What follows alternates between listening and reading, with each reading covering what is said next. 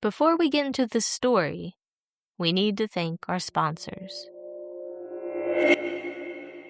This episode is brought to you by the Ballyraven Patreon and its Team Frogman members, Mr. Blue Sky, Kylie Reed, Elizabeth, Agus Mercado, and Shelby Fulton.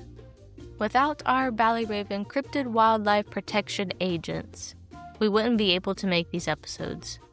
Help keep the show going by becoming a Patreon member or purchasing an art print, sticker, or other human-made object on the Ballyraven Etsy.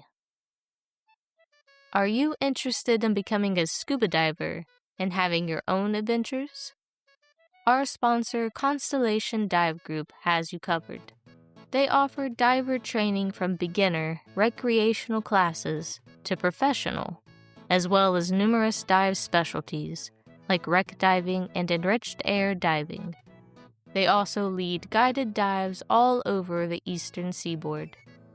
For more information and to schedule a class or a dive, visit constellationdivegroup.com or send a message on Instagram at Constellation Dive Group.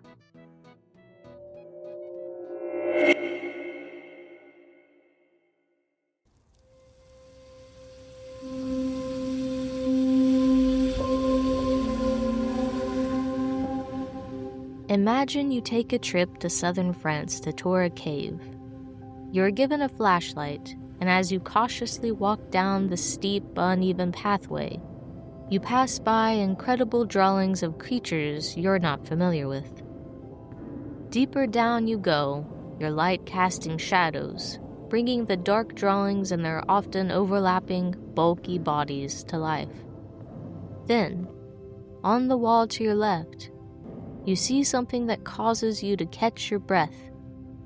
Something you even recognize. But it doesn't belong here. Above you, on a flat section of wall, is a painting of a UFO. In this cave, it was inhabited by humans as long as 19,000 years ago. As far as ancient aliens go, the UFO of Grotte de Niaux is everything you could hope for. Bright white linework on gray stone, it is hard to describe it as anything but a traditional UFO. It is an elongated, thin oval with a perfectly round half circle on top of the middle. You could describe it in many ways: a stretched ocarina, a simple sombrero, a poorly drawn cloud, but most of all, a scrawled yet cleanly depicted UFO. Under the saucer are 2 rows of solidly colored-in dots, 9 on top, 8 on the bottom, skewed so that the rows of circles are slightly diagonal from each other. Ancient alien articles, sites, books, and videos will use this image alongside a caption describing it as a Paleolithic cave painting, dating it from 13,000 to 10,000 BCE. With such an intriguing claim and photo, I had to know more. Our second example of ancient aliens and Paleolithic art: where was this alleged UFO found in the cave? How was it made? And are there any other explanations for it, aside from the seemingly obvious?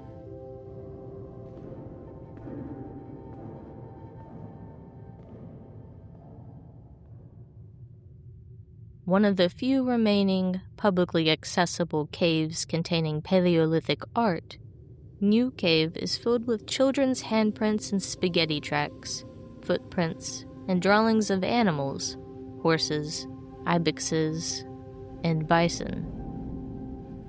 Like with the wounded man and pictures from Peshmerga, these were made with ochre crayons and charcoal sticks. The pictures here, too, are referred to as classic Magdalenian. This is just a name for the art's style. It was a common method of art making and aesthetic, specific to this region, Western and Central Europe, and time period, the late Upper Paleolithic. The drawings are all outlined in black, with occasional splashes of red around the figure. And that makes our UFO even more strange. It is neither red nor black, but white. White is not uncommon in Paleolithic art, though. White paints were easily made by grinding up or scraping baked bones, or kale and clay, and mixing them with water. Still, it is the only one here. The spots under the saucer are an aspect of paleo art we haven't covered yet. These circles were not made like the Wounded Man drawing, or any of the surrounding animals we've talked about so far. They were not so much made with the hand, but the mouth. Called the spit spray technique, minerals and pigments were chewed up and spit directly on a surface or through a hollow reed. The hand could cup the mouth, making crisper edges. Without, the spray had a fuzzy appearance. Not all dots were made this way, just a lot. It was the best method, however, for filling in huge shapes, like coloring in a bison. Ochre and charcoal could also be rubbed on the hand and patted on the wall with one's palm. Using a pencil or crayon to make these shapes or color them in would be much more difficult, not to mention time-consuming. The odd angles and uneven surfaces made leaving lines behind hard enough.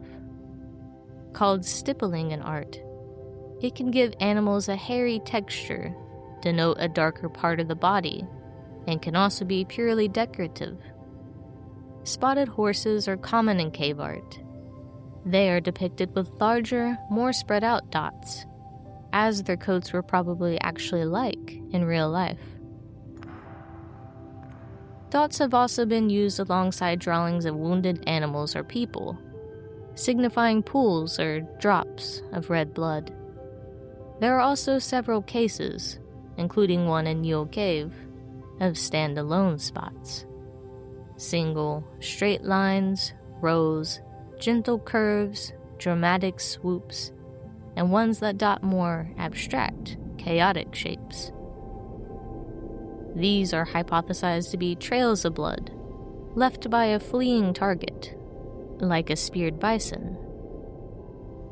The ones under our UFO are clearly not blood, but perhaps a kind of shading, such as one might see in an abduction beam. But that would be unbelievable, right? If you went and looked through a collection of photos from Niaux Cave, and even took the tour yourself, you would find our UFO missing. That's because it is not, nor was ever, there. The painting is actually a piece of commissioned art. Titled Niaux Cave Painting --UFO, Toby Moat from the UK created it in 2014 with sand, glue, and acrylic paint. And the little troublemaker used to hang in the now closed Bar 50 in Cheltenham. I don't think this was a deliberate hoax by the artist or client. It was clearly labeled and described, pictured in the bar, no harm done, and it is a very cool painting idea. This is nothing new with ancient alien sources. You know the ones. Weird, grainy Facebook posts with shady links, and bizarre UFO sites that make your whole computer slow down. These places don't usually cite sources.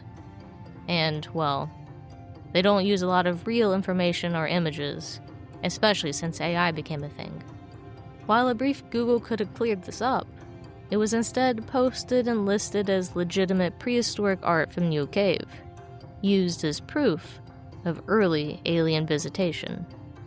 As more and more places used this image and false title description, it fed a problematic cycle. The more places it was, the more it was shared, put in even more articles. The more places it was mentioned, the more it became legitimized, at least in the eyes of this part of the internet. This incredible ancient UFO was, in fact, too good to be true. It is never a waste of time to check something out and learn something new.